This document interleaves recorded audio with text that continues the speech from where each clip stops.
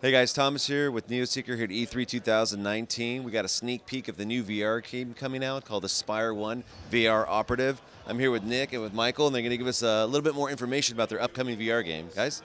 Yeah, so Espire 1's a first-person shooter stealth genre game.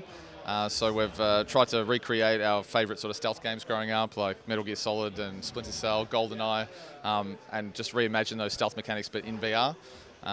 So yeah, we're pretty excited. There's also a lot of cool weapons in the game, like the dart gun or the dart pistol, and silence weapons to keep it really in the stealth mode. But you can, if you get caught, you can go balls out or whatever. Yeah, absolutely. So we've tried to like keep player volition in mind when creating the game, so that it's a stealth game at heart, but each environment's a bit of a sandbox. So if you want to run and gun, you can. There's trade-offs with that because guards are called in, etc. But yeah, if you want to stealth it, there's options to do that as well. So yeah, because there's also the what did you call it? The mode where you can have the vision. Yeah, we've got. Yeah, that's Espire Vision. So there's a few features because you're controlling this drone of the future. You can use like a sonar ability to see any threats within 20 meters. You can also slow down time, bullet time a bit like Max Payne, and use your hand cameras. So you've got cameras in each hand, so you can kind of like look around a corner, rip the camera off, throw it, and then set it off to attract guards with a noise. So it's a few kind of tools to help you get through the mission.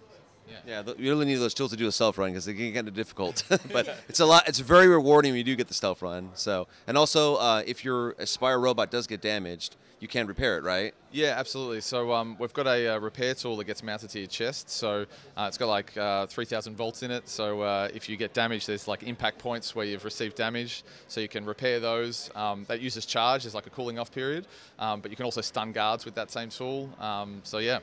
It's pretty cool. We kind of think it's a fun way to repair in VR because if you become an advanced player, you can kind of like get damage, start repairing, and then try to shoot the enemies at the same time, try and climb away, and hopefully be fun. Yeah, it's very cool. Also, there's a new feature in this game called Control Theater, right? Can you guys explain a little bit more about that for me? Yeah, a problem with first-time players in VR is simulator sickness. It's something that many players can move beyond after a few weeks, but we want first-time players to be able to play the game with full locomotion, the kind that you expect in other first-person shooters. So we've got a system called the Control Theater. The idea of the game is that you're actually standing in a holodeck-style environment, the Control Theater. It matches your VR playing space that you're in real life. And every time, and you're remotely controlling the Espire robot, it might be 1,000 miles away, but every time it moves, the view of the Espire shrinks down to the size of an iPad in front of you, floating in front of you, and in your peripheral vision you see the Control Theater. That tricks the brain into thinking, oh, I'm just standing still and I'm watching Espire fall down 3 stories or run downstairs backwards, and as a result you can play the game without getting simulator sickness. Yeah, and you can turn it off, or we're going to have some preset settings so that it can be quite aggressive if you're a first-time player, and then you can slowly make it more subtle, or turn it off altogether if you don't need it. So yeah, hopefully that way reduces a bit of the barrier for entry for first-timers in VR. So. Yeah, well, it's really intuitive too. It actually kind of adds to the story though, because you're that operative. You send your Espire robots in to do the dirty work, and then if it does get damaged, you can always repair it or this and that. It adds a lot to the story. So absolutely, and you can even repossess Espire units. So the idea is they're sort of littered throughout the facility, and if you receive too much damage or you die, you can repossess another Espire and keep playing on, and you can see your old robot sort of sitting there that's sort of been decommissioned and keep playing through the mission. So.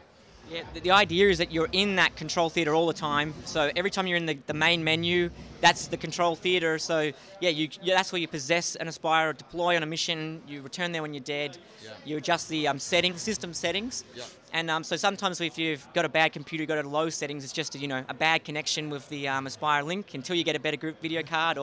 And obviously it's part of what we do too. We're trying to get it to work on Oculus Quest, PSVR, and all the PC headsets. So yeah, we hope that the game can scale up and down in that way as well. Yeah, so as far as the campaign goes, there's like 6 missions in the game, which will be about 5 to 6 hours of content. And there's also 25 virtual challenges on top of that, which will like 3 to 5 minute short challenges to sort of test out your stealth skills, your climbing skills, etc. So yeah, that's all added into the game as well. So cool. And from the Oculus Quest to like the Vive or the PlayStation, it's the same game, just a little bit downscaled, right? Yeah, the main thing that you sacrifice is visual quality. So one of your features is the hand camera, because you can see around corners. We're rendering the game twice. So you need to have that on Quest. So we don't want to lose any features, but as a result, you do lose a bit of the graphics, but the gameplay remains one-to-one. I thought it was fine, honestly. And then you get the wireless ability, and like you said, you can play in a football field and then just run. You know? Absolutely, absolutely. Yeah, there's been a few videos online where you can just sort of turn off the Guardian, and as long as you've got some spotters that you trust, you know, and it's sort of overcast day, you can run around outside and play it with real movement as opposed to artificial. So yeah, it's something we're going to try back home.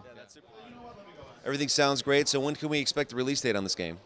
Yeah, so Espire is coming out in August this year on all VR platforms.